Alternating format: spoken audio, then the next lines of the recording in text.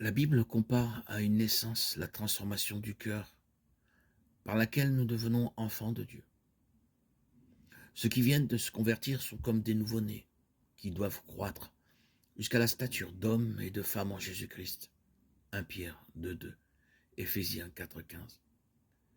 Cette transformation est aussi comparée à la germination de la bonne semence jetée en terre par le cultivateur.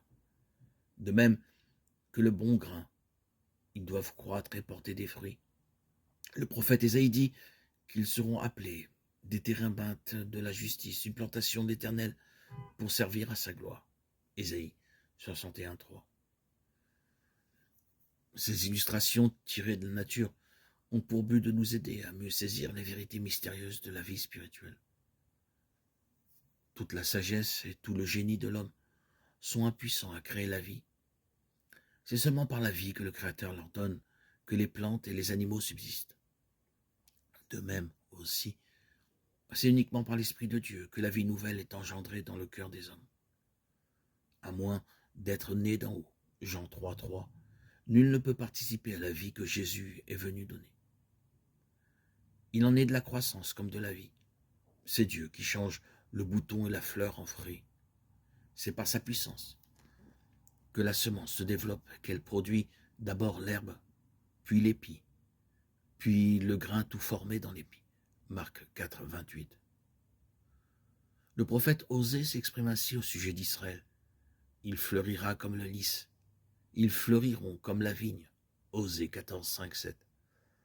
Jésus, de son côté, nous exhorte à considérer comment croissent les lys. Luc 12, 27. Ce n'est ni à leurs soucis, ni à leurs préoccupations, ni à leurs efforts que les plantes et les fleurs doivent leur croissance, mais à la puissance vivifiante de Dieu. Par ses efforts ou son chagrin, l'enfant ne peut rien ajouter à sa taille. Votre zèle et vos labeurs sont tout aussi inutiles en ce qui concerne la croissance spirituelle.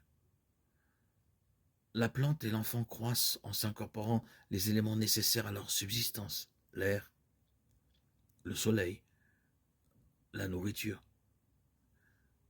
Jésus-Christ est à ceux qui se confient en lui ce que ses dons de la nature sont à la vie végétale et à la vie animale.